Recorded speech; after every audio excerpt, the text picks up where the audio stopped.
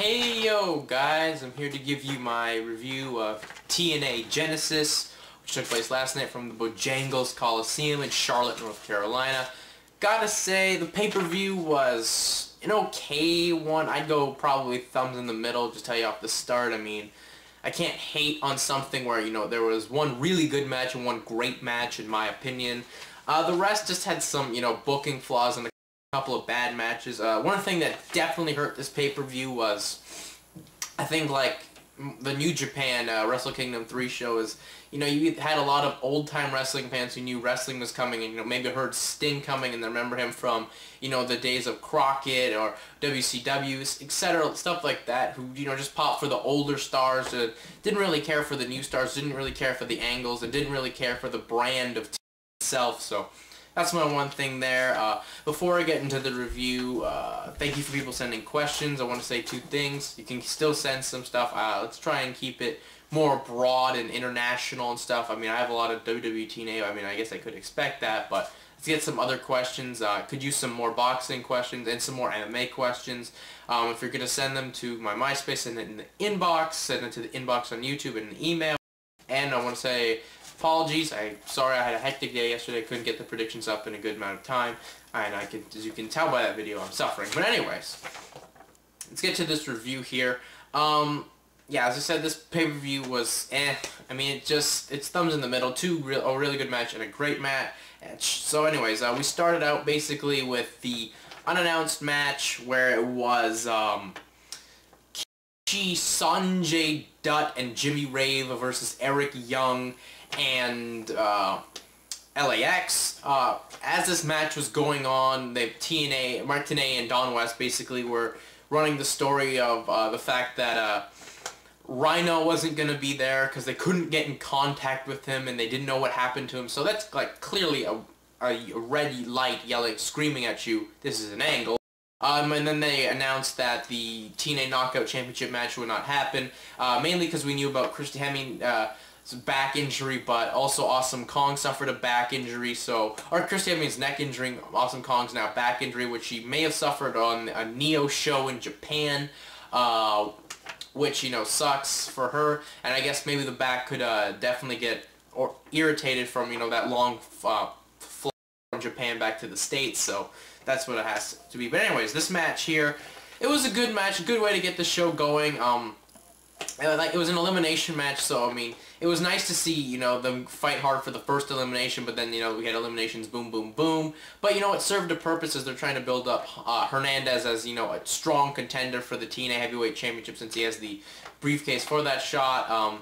I gotta say one thing in this match, what it was, but Homicide was off on the beginning portions of this match. I mean, he messed up a simple, like, body slam or, a Hurricane Rana spot, like taking the Hurricane Rana bump from Dutt. Wasn't a big fan of that. I thought, all the guys worked hard in this match. Really liked the work from Akira Raijin, who is Kiyoshi here. I thought he did a strong job, maybe his best showing, in his early days here in TNA. Then you basically had eliminate Eric Young, and then you had Homicide get pinned by Jimmy Rave, which is just no, that should never happen. And then Hernandez absolutely cleaned house and got the win and kept things going strong for him to build him up. And then basically we went to the angle of Jim Cornette wanting to know where the hell Rhino was and try to interrogate everyone in the main event Mafia, this first one being Scott Steiner. He said that Rhino is basically probably at rehab. Smooth. Anyways, then we went to the finals of the X Division tournament. It was Chris Sabin versus Shelley. Really strong match. Both guys worked hard. The crowd actually kind of got into this one, for the big spots and stuff. I mean, they would see, the cradle shock and, sliced bread number 2. Both guys kick out. Basically, the came here. I mean, it was a strong match. Both guys worked well. I mean, they have such great chemistry. When they did stuff on the independents or in the early days of TNA working together, and when you tag super well and were considered one of the best tag teams going, you have there's no way you cannot have a bad match. Basically the finish was you had Shelley fake an injury, which was fake a foul, which is just straight out of Lucha Libre, in a big C-mill Championship match. When Sabin went to look away to get the referee out of the way, Shelley rolled him up and got the win. So Alex Shelley gets his first X Division title. It looked like there's some dissension there, so it looks like they were gonna may get a breakup between these two, which would suck. Hopefully we don't go down that road, but that may happen. But you know, Sabin made up with him, so it looks like they'll still be on for a while. But I think a breakup could happen. One thing I would say I was disappointed is that they didn't come out with the IWGP Junior Heavyweight titles. I thought TNA could have branded the Global Impact show here to start things, just the people who've paid, who know that they're going to get another one, and you know, it would have showed that the relationship, that TNA in their mind, that the relationship is really that strong with New Japan. So that's what I thought there. Really good, like it was a really near falls, etc. Then we went and we announced that Kevin Nash was not going to be there as he had a staph infection, which is actually true. I mean, he suffered it in Japan, so, you know, that sucks for him personally, but, you know, so many people, myself included, thought, you know, dude, he's probably just no-showing because he's going to maybe do the job in the six-man tag, so that's where I went there. Then we went to the next match. Was the grudge match between Sheik Abdul Bashir and referee Shane Sewell. Really, this match was blah. I mean, Shane Sewell, for someone who is actually a pretty good wrestler and, you know, one of the biggest baby faces in Puerto Rico with the IWA Puerto Rico promotion, they just didn't work well. I mean, they tried. Sheik Abdul Bashir tried hard to get the crowd really into it, but it was just blah. Oh, I've heard a lot of people complaining about Shane Sewell's attire, but to me, who cares? I mean, he is a referee. He was a referee, but he's a wrestler now. I mean, he has to make you remember that he was a referee still, I guess. It was like what Dangerous Danny Davis did back in, you know, 1987 with the WWF. So what's the problem there? But it was basically like, you know, a dark match type material stuff, really, like an early 80s dark match or stuff now, so that's what I just thought about it. I mean, the crowd wasn't into it, and you know, the finish here really was so corny. I mean, you had Sheik Abdul Bashir and Earl Hebner run around, and then you had, I believe then, like they were running around like, you know, Duck Duck Goose back when you were a little kid, and frickin' Bashir got ahead of Hebner, and that led to Sewell hitting a lariat pin. Really disappointing match, but some of the stuff I would say that Shane Sewell did was, you know, good, but, you know, it was just boring. I mean, it wasn't bad. It was passable, but just not what should have happened here, considering the talent in this match. Then we went to the next match, which was for the TNA Tag Team Championships. Triple threat, as you had Consequences, Creed, and Jay Lethal defend up against Beer Money, Rated, and Abyss and Matt Morgan. The thing I guess I did like about this match is, like I said in the predictions, that they were clearly going to keep Abyss and Matt Morgan on the apron, and they did for most of the matches. Beer Money and Lethal and Creed worked the whole match, basically. Morgan got, you know, to do his spots where he did the plancha to the floor, or crossbody to the floor, I should say. One of the things I thought that was weird in this match was, you know, that irked me so much, is you had Miss Jackie run into the ring. You know, she got avalanched, and then they did the whole, with her face in Storm's crotch and Rude behind. Yeah, but I thought Rude saved it, you know, by doing something funny. Whatever, I just thought, you know, that the work between Creed and Lethal and Beer Money saved this from being, you know, extremely bad. You know, I guess that's why those guys in there, because Lethal and Creed, I should say, because it wouldn't have been the best match. And TNA had a bad booking. I mean, what was the real point in them winning the match? You could have had them cash it in on the pay-per-view here, come in, and then, you know, be in the match. They wouldn't have won, but they could have cashed it in at least and just been here and, you know, added some excitement. You didn't have to have them win the belts. It hurts the belt's meaning here, and, you know, Beer Money gets the win, like I said, so over to New Japan to probably defend the belts up against Makabe and Yano, which would probably be a better match than what them and Team 3D had. Anyways, then we went to the next match, which was the match they announced, which was to replace the Women's Championship match, which was a scary match, I should say, as it was ODB, Roxxi, and Taylor Wilde versus Raisha, Saeed, Rhaka Khan, and Sojourner Bolt, who, by the way, what was the name they had? The Khan Rush? Yeah, that's not a good name. Who's writing these names? I need to know this, because they're not good. They are not good names. But anyways, this match was, oh my god, this was terrible. I mean, when you're relying a lot of the work to be done in here by Sojourner Bolt, who is still very green, and Rhaka who's hopeless, yeah, it's gonna be a bad match. I mean, Saeed the whole load for her team, or carry, you know, she was the only good one there, and she didn't get to showcase herself enough there, and it doesn't really help when you have Taylor Wilde, who's, you know, improved a bit, but still isn't there yet. But one of the parts I thought was extremely scary was when ODB tried to give Rhaka a fall-away slam, and Khan, because she's just so big, couldn't get up. This was just extremely scary. I mean, ODB just, you know, falling back could have seriously hurt Khan here. And they eventually got it, but still it was very scary. The one thing I didn't like is they really didn't acknowledge the fact that Kong was hurt. They didn't say, Kong wasn't in the match because she was hurt, but they never said it on the pay-per-view. I should kind of make a correction. They never said it on the pay-per-view since monster heels aren't supposed to be hurt. So after the match she came out and they did this brawl and the schmoz, and it was So ODB eventually down the line gets a title shot with the knockout title. But then again, this match was probably better than Christy Hemme and Awesome Kong we were going to get, because we've had to endure, you know, 10 minutes of Christy Hemme in the ring. Ugh.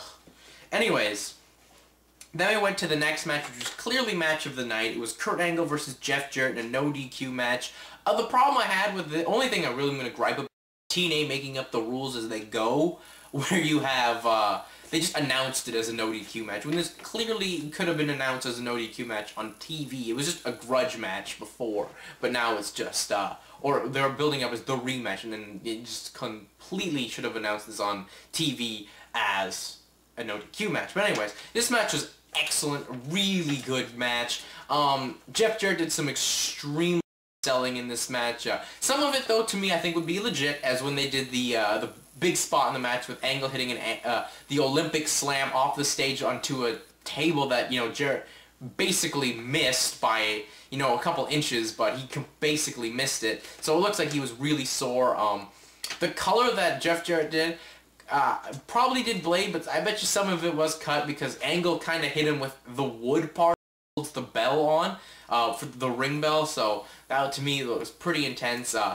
But then there were moments in here that proves that Jeff Jarrett should not be doing high-flying, you know, lucha planchas, as he did this plancha over the top rope and basically smacked his face off the frickin' mat. I mean, that was just pretty scary there. Angle did some, you know, for Angle, it wasn't as scary as some of the stuff he's done in the past, but Jarrett basically back body dropped him over the top rope, and Angle landed on his feet, which isn't good considering you're wearing shoes, and that's just a completely easy way to blow your knee out, as opposed to boots. Wouldn't be as much, but still, Kurt, you can't afford to be blowing your knee out here.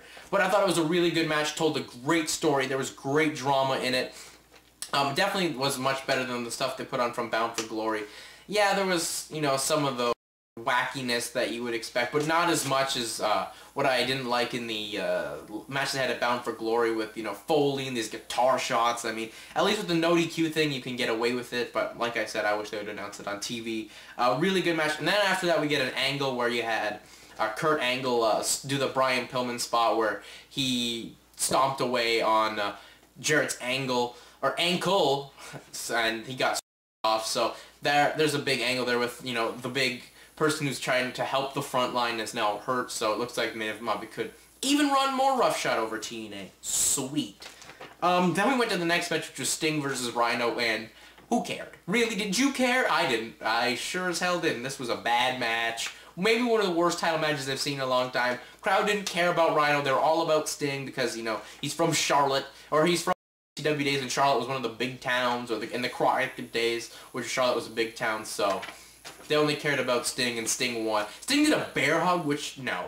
We can't drag a match with Rhino and you on Sting, so let's get this over with, and Sting eventually did with the Scorpion Death Drop, ending one of the worst build matches. It was a terribly built match, and no one cared about Rhino. Rhino is not even a viable contender for an X Division title at this stage, so that's my just thoughts there.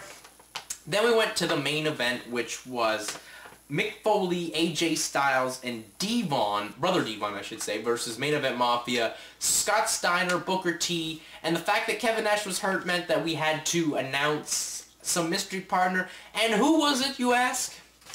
Cute Kip. Yeah. Cute Kip made a main event. This is not the Attitude Era, okay? Cute Kip should not be anywhere near the main event. Cute Kip should, you know, be the dark match, if anything. And who the fuck thought that he is a main event quality guy? Look at his accomplishments. One of his accomplishments that he listed. Now, even though his title reigns in the WWF are more than a decade ago, some of them were all of the Intercontinental ones. The two-time ones are the fact when they're trying to hotshot the belt to gain ratings. You won the hardcore belt. Every fucker won the hardcore belt. Terry Runnels was hardcore champion. You know, your tag belts, yeah, some of them were good, but at that point it was 96 and the company barely had a tag division, or 95 I should say, they barely had a tag division. You know, your whole run of big important tag titles up until the Attitude Era ended when, you know, the team had Bulldog and Owen Hart. So, anyways, I'm done my tirade here. Overall, the match was not as bad as you would expect here. Really, the thing I didn't like is you had, you know, after Jim Cornette, the whole night on pay-per-views have actually been, you know, a big authority figure. They did this stuff where everyone had a hold of everyone. They brawled out. Then referee Rudy Charles did a count out. Cornette came out and said, "No, we're not going to do that way." And Charlotte, Booker T gets on the mic. "Cornette, you have no authority to restart this match. I'm sorry. Have you not been watching TNA, Booker T? You're in the company. I think you would have." Cornette has reversed decisions. He's made matches. He's stripped titles. Cornette has a lot of authority. And then Foley comes out and says, "We're going to have a hardcore match." Once again, how can you make up the rules as you go? You should have announced this as a hardcore match. It would have got probably a bit of extra in that process because everyone wants to see Foley do hardcore. This portion was a little bit better. It was just basic plunder. Some of it was better. I mean, there was a cool spot where you had a cute Kip set up on a table and Styles just came out of nowhere and did a splash through him. But yeah, I wouldn't have main evented with this match. I think this definitely should have been the co-main event, and you had Jeff Jarrett and Kurt Angle main event, and gone home happy, and it was the most important match on the card. I don't know why you did put that one, what, 6th or so? I believe that's what it was. But not a big fan of that. Anyways, once again, thumbs in the middle show. Clearly, it's just going to go back to the fans are only popping for the big stars who they remember from the glory days of wrestling. They really didn't care that much about the young stars.